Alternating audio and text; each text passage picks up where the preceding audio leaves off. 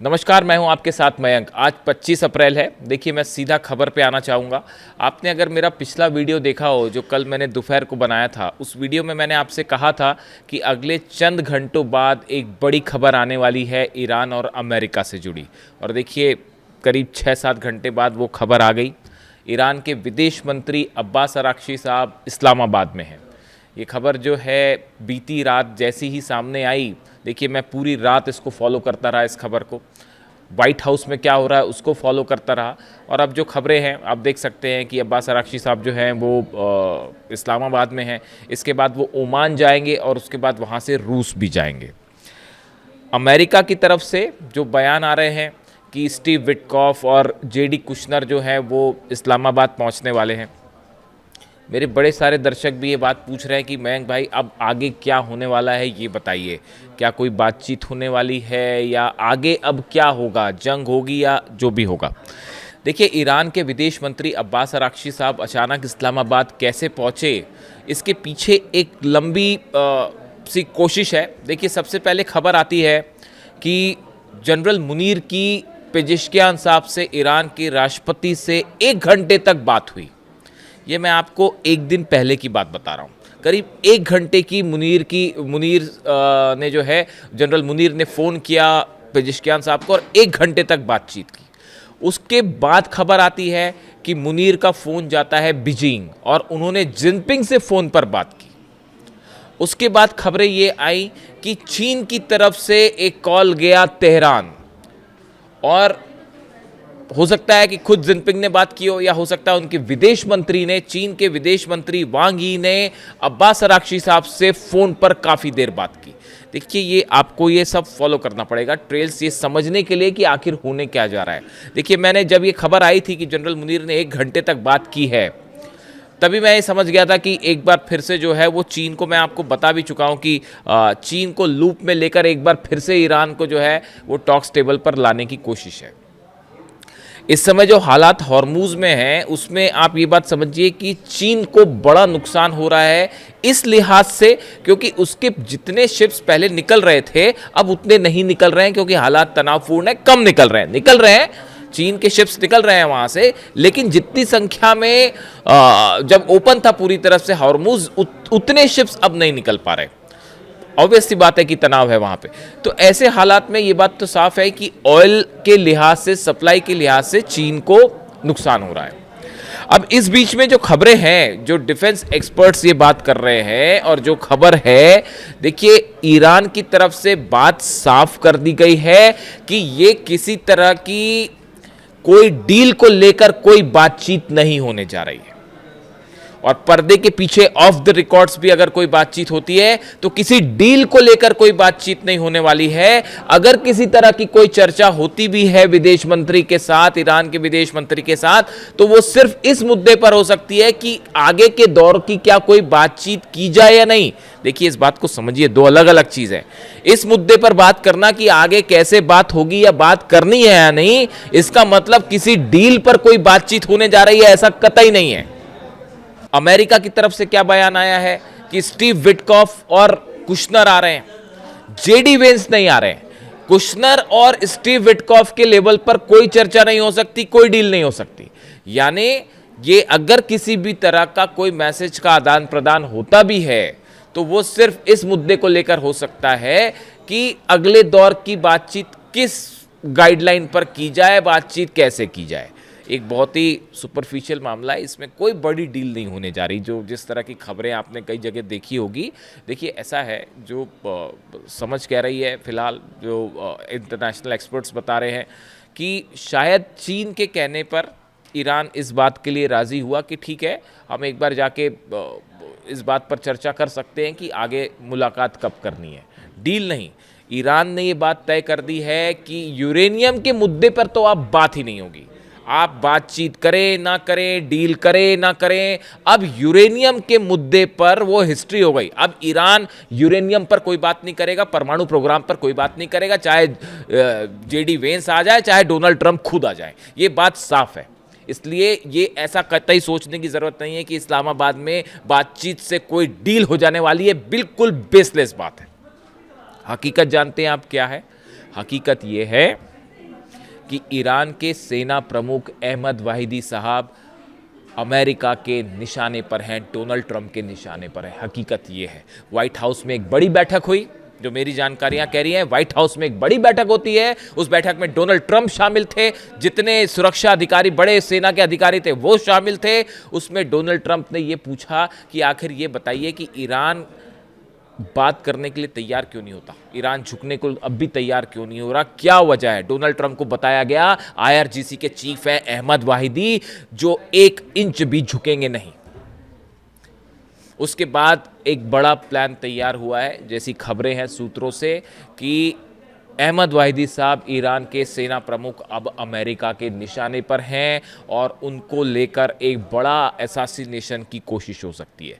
2 तरह का प्लानिंग है अमेरिका की, एक कि आप वॉर करते हुए हमले करें, उसका भी प्लान मैं आपको बता देता हूं कि कैसे क्या डेवलपमेंट्स हो रहे हैं, और दूसरा है कि आइसोलेशन में असैसिनेशन अटैम्प्ट किया जाए अहमद वाहिदी साहब के ऊपर। देखिए, मैं आपको पहले ही बता चुका हूँ, अहमद वाहिदी साहब वो शख्स हैं जो कासिम सुलेमानी साहब थे ईरान के जनरल, उनके स्कूल्स ऑफ मिलिट्री से निकल के बाहर आए हैं। यानी कहने का मतलब ये है कि उनके ही सिद्धांतों को, उनकी ही स्ट्रैटेजी को, उनकी ही पॉलिसी को, उनकी ही रणनीति को फॉलो करके अहमद वाहिदी साहब आगे बढ़े। जो कासिम सुलेमानी साहब ने चीज़ें तैयार की थी, प्लान तैयार किया था, जो वो सोच रखते थे, तो डोनाल्ड ट्रंप जब कासिम सुलेमानी साहब से इतने बुरी तरह से परेशान थे कि उनका असैसिनेशन करना पड़ा, तो उसी लाइन पे अब अहमद वाहिदी साहब भी है। तो वो इतना 1 इंच भी नहीं झुकेंगे डोनाल्ड ट्रंप के सामने और अमेरिका के सामने, ये बात तो तय हो चुकी है। यूरेनियम पर कोई बात नहीं होगी। ईरान के सेना प्रमुख ने, आईआरजीसी के प्रमुख ने ये कह दिया है कि अब बातचीत हो ना हो, यूरेनियम और परमाणु के मुद्दे पर तो अब हम कोई बात ही नहीं करेंगे, चाहे जो करना पड़ जाए। तो ये बात जो है डोनाल्ड ट्रंप को समझा दी गई कि ऐसा है कि अहमद वाहिदी जो हैं, उनके रहते तो हम कुछ नहीं कर सकते। तो इसीलिए एक बड़ा प्लान तैयार हुआ है उनकी असैसिनेशन का, और जिसको लेकर अच्छा खासा अलर्ट है, और ये बात ईरान तक भी है, ईरान भी इस बात को अच्छे से समझ रहा है, रूस भी समझ रहा है। इसके अलावा देखिए, जो बड़ी खबर है, बताया जा रहा है कि एक हमले का प्लान फिर तैयार कर लिया है अमेरिका ने, कि अगर किसी तरह का, देखिए इस बीच एक इम्पॉर्टेंट बात यह है, 2 बड़े डेवलपमेंट हैं। कल मैं डोनाल्ड ट्रंप को सुन रहा था, रात को जो स्टेटमेंट्स आए उनके, वो सब मैं सुन रहा था कि कहाँ से क्या बयान आता है। मैंने पीट हेग्सेथ जो है रक्षा मंत्री, उनके भी बयान सुने। डोनाल्ड ट्रंप ने कल 2 ऐसी बातें कही हैं जो कि नई है। देखिए, डोनाल्ड ट्रंप के सामने समस्या क्या है पता है? डोनाल्ड ट्रंप के सामने, अमेरिका के राष्ट्रपति जो है, उनके सामने समस्या ये है कि वो क्या बोलते हैं उनको खुद नहीं पता होता, कौन सी चीज़ छुपानी है, कौन सी चीज़ बोलनी है, उनको यही नहीं पता। देखिए, दुनिया भर में बड़े सारे एक्सपर्ट बैठे हुए हैं जो हर चीज़ पकड़ लेते हैं। तो देखिए, कल उन्होंने ना, मैं उनकी बात ध्यान से सुन रहा था, उन्होंने 2 चीज़ें ऐसे बोली जो वो पहले नहीं बोल रहे थे, अगर आपने नोटिस किया हो। उन्होंने कहा कि हमारे पास अभी बहुत वक्त है, वो हमेशा जल्दबाजी में नज़र आए। देखिए, ये जब से वॉर हुआ, पिछले जितने भी दिन हो गए, इस वॉर के दौरान डोनाल्ड ट्रंप हमेशा जल्दबाजी में नज़र आए। आप उनके बयान देखिए कि अब ईरान के पास वक्त नहीं है, अब ईरान को जो है वो इतने दिनों के अंदर फैसला लेना होगा, बस 3 दिन बाद, नहीं तो हम ईरान को तबाह कर देंगे, ऐसा कर देंगे, वैसा कर देंगे। यानी वो हमेशा एक हड़बड़ाहट में दिखाई दिए। लेकिन कल उन्होंने बयान दिया कि हमारे पास वक्त है, हम जो है वो हॉर्मूज़ पर हमारे पास बहुत टाइम है। यानी इसका मतलब ये हुआ कि अमेरिका की सेना ने कोई ऐसा, ये स्ट्रैटेजी चेंज है, अमेरिका के सेना का कोई ऐसा प्लान है कि ये हॉर्मूज़ वाले मामले को जल्दी ज़्यादा दिनों तक खींचा जाए, ऐसा लगता है एज ऑफ नाउ। हो सकता है कोई मिलिट्री स्तर पर ये फैसला हुआ हो, उसकी क्या वजह है वो भी हम बात करेंगे। और दूसरी बात उन्होंने कही कि ईरान हमें कोई प्रस्ताव देना चाहता है। इस तरह का उनका बयान, अब्बास अराक्ची साहब का इस्लामाबाद आना, इसको लेकर कई स्पेकुलेशन है कि क्या ऐसा कोई डेवलपमेंट है कि अब ईरान ने अपनी शर्तों पर यह बात आगे रख दी है कि अगर आप बातचीत करना चाहते हैं तो अब हमारी ये शर्तें हैं, अगर आप इन पर कायम रहते हो तो हम बातचीत करेंगे, वरना हम बातचीत नहीं करेंगे। हो सकता है ऐसा, हो सकता है, संभावना है कि जिनपिंग ने कहा हो ईरान से कि एक बार बात करके देखिए क्या होता है, और चीन के कहने पर जो है एक बार फिर से ईरान जो है वो बातचीत किस तरह से हो इसको लेकर हो सकता है तैयार हुआ हो। लेकिन जो सोर्सेस ये कह रहे हैं कि इसकी संभावना है कि ईरान ने अब अपनी शर्तें सामने रख दी हैं कि अगर आप इन शर्तों को मानते हैं तभी हम बात करेंगे, वरना बात शुरू भी नहीं होगी। डील दूर की बात है। मैं आपको जो बार बार समझा रहा हूं, दो स्तर होते हैं, एक बातचीत शुरू करनी है कि नहीं, इस पे चर्चा अलग बात है, और डील तो बहुत दूर की कौड़ी है साहब। डील भूल जाइए, अभी डील होने वाली नहीं है, होएगी नहीं। I am very clear about it. Ali Khamenei साहब भी बता के गए थे कि अमेरिका से डील हो ही नहीं सकती, और आज उनकी बात सच साबित हो रही है। वो ऐसे ही सुप्रीम लीडर नहीं थे। अमेरिका के जितने विदेश नीति के एक्सपर्ट्स बैठे हुए हैं ना, वो सब के सब अली खामेनी साहब के सामने बुरी तरह से फेल है। आप देखिए हर स्तर पर, चाहे मिलिट्री के स्तर पर, चाहे विदेश नीति के स्तर पर, चाहे अपनी कल्चर संस्कृति के बारे में जो अली खामेनी साहब के विचार थे, हर मामले में अमेरिका पर भारी थे वो अकेले। 40 साल तक घुटनों पे रखा उन्होंने अमेरिका के 6 राष्ट्रपतियों को, और आज ये सोचते हैं कि किसी तरह से जो है वो अभी भी नहीं समझ में आई बात की जो 40 साल में नहीं कर पाए, वो डोनाल्ड ट्रंप डरा धमका के क्या कर लेंगे अमेरिका से, ईरान से क्या करवा लेंगे, कुछ नहीं करवा सकते।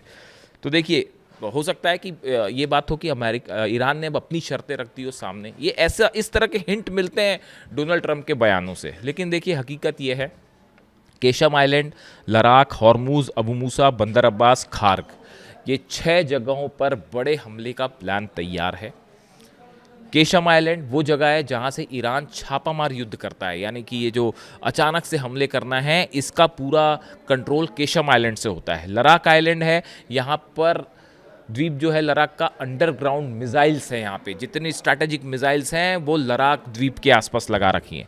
हॉर्मुज में हॉर्मुज आइलैंड है, हॉर्मुज जो है स्ट्रेट ऑफ हॉर्मुज, उसमें एक हॉर्मुज द्वीप भी है। वहाँ पे जितनी छोटी बोट है जिससे डोनाल्ड ट्रंप परेशान है, वो छोटी बोट्स का पूरा हब जो है वो हॉर्मुज में है। अबू मूसा ये वो जगह है आइलैंड जहाँ से जहाज़ों की निगरानी होती है, कौन सा जहाज़ आएगा, कौन सा जहाज़ जाएगा।